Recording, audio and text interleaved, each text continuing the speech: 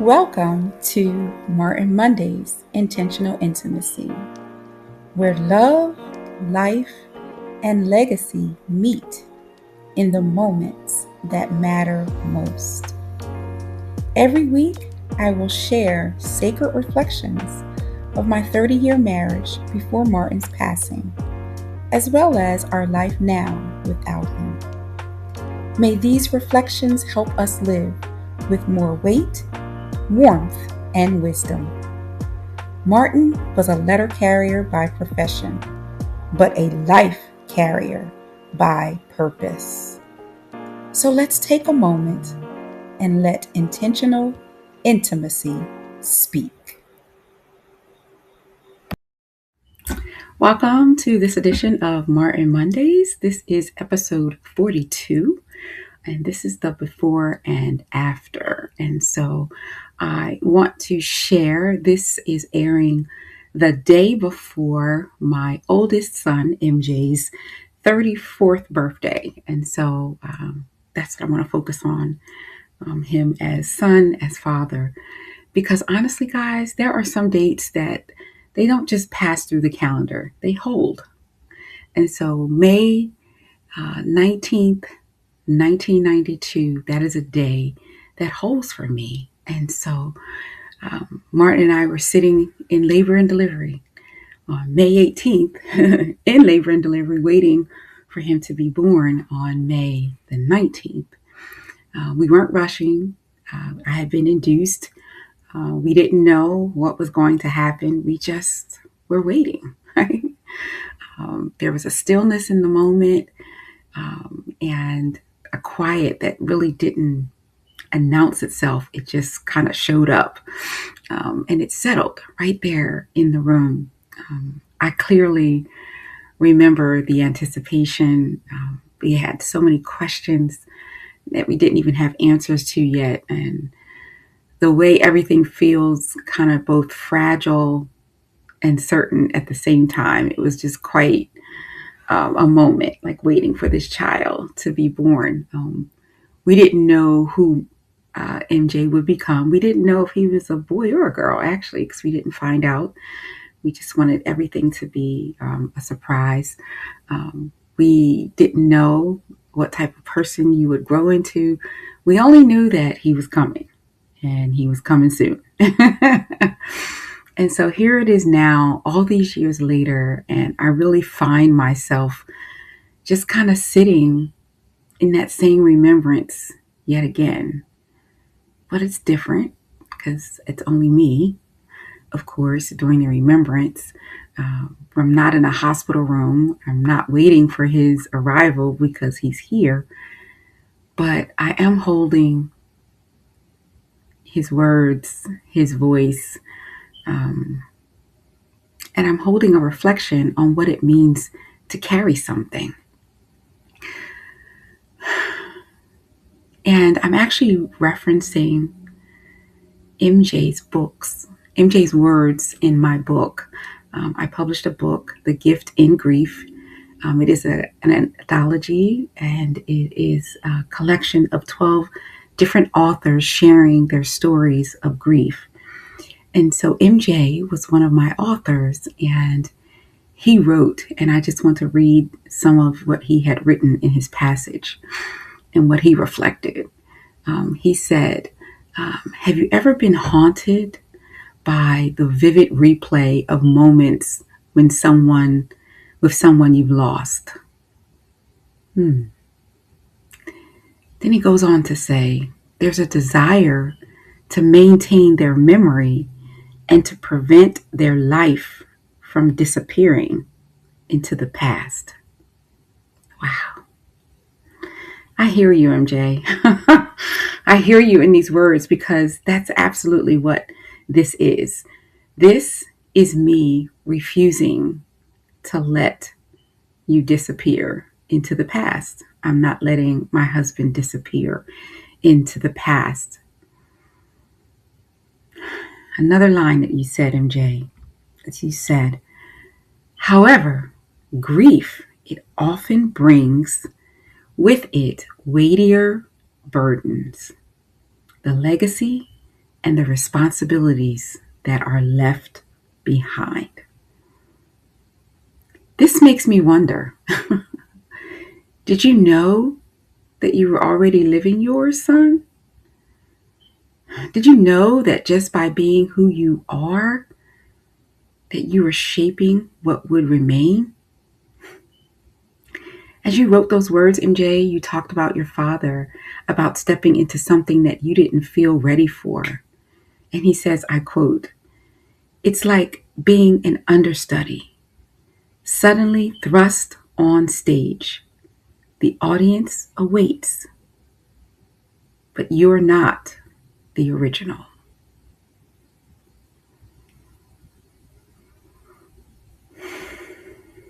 Now I sit here. I'm feeling that same truth because there's no replacing Martin Hollis. There is no original version of this life without him. There is only the path forward that we live today. MJ also said, quote, "My dad had the hugest role to play in my life. He wasn't perfect, but he lived his life to the best of his ability." That's it. Living life to the best of our ability. That is legacy. It's not perfection. It's not performance. It is simply presence. Wow. Martin Hollis, you were a father in the way that you showed up, in the way that you carried what came before you, what came in the moment, even in the way that you kept going over and over and over again, even when times were hard. I saw it then, and in retrospect, I really, really see it now. I'm going to reflect on the other side. Okay, so, there's something about becoming a parent, and then you watch your child become a parent themselves. Not always through children, but through responsibility, through care, and through the way they carry others. But MJ, you became that, a father. Not overnight, not perfectly, but honestly. And that matters. You fathered your brothers for all those years, and now you're fathering Marcellus. And may I say, son, you are doing an incredible job. I'm so, so, so proud of you. And so this date, May 18th, it used to be about waiting for MJ's life to begin. May 18th, 1992, right? Now, on May 18th, 2026, I'm recognizing what your life has become. And it's a beautiful thing. And I'm looking at what your life represents, not just in memory, but in motion. In your writing in the book, you said, "Whose legacy am I living for? Mine or my father's?" And as I sit with that question now, as your mother, I can see you living both legacies, son. I can see you carrying forth the legacy of your father, but I also see you very well establishing your own legacy as well. I see what was given to you through your father, and now what you have made as your own as a father. And trust me, I'm not confused in any way, shape, or form about it. Because quite honestly, what I see, what I feel, and what I sense is a continuation. Yeah. So today is not about answering anything. It's about witnessing. About witnessing who you were, witnessing who you have become, and what still remains because of you. So, for my audience,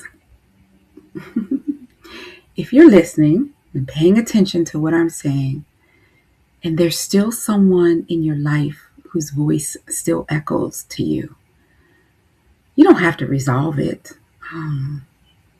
You don't have to define it. You don't have to even fully understand it.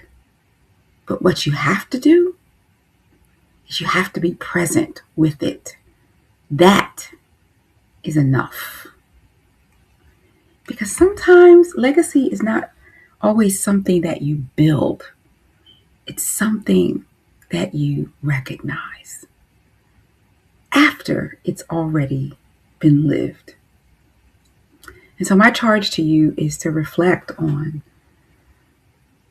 those that have left a before and an after impression in your life.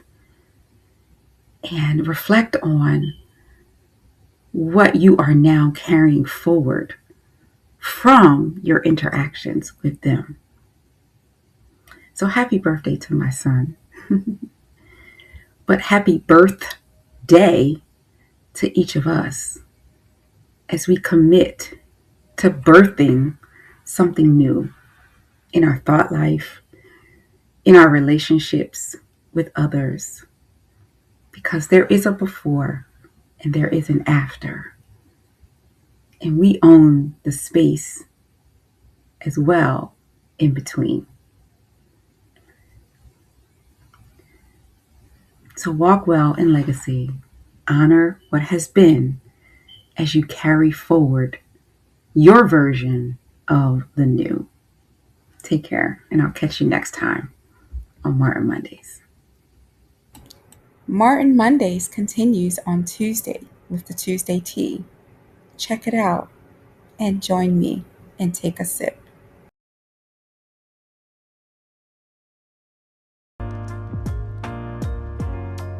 You know, Martin used to say a lot of things. Some were funny, some were wise, but one thing he often said was, wow. Wow. Just those 3 letters. It spoke volumes. It meant a lot when he didn't know what to say. Wow. When he was excited about something. Wow. When he was confused, perhaps, or even frustrated, he said, wow. And you know, he's still saying wow. Through this bracelet, he's still saying wow because he's still saying, may your whole life prove that God is good. And so in closing, that's my hope for you this week. May you have wow moments as you too are living out legacy. Live in the wow. Live in the reality of knowing that your whole life is good. Live in the heartbeat of Martin Mondays and intentional intimacy. May that anchor you in this week as you build legacy. One wow, one moment at a time. See you next week.